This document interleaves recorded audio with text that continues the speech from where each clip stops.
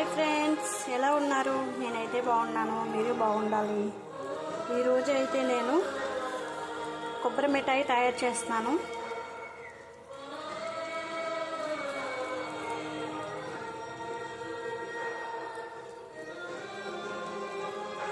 కొబ్బరి మిఠాయి ఇష్టం ఉన్న వాళ్ళు లైక్ చేయండి ఫ్రెండ్స్.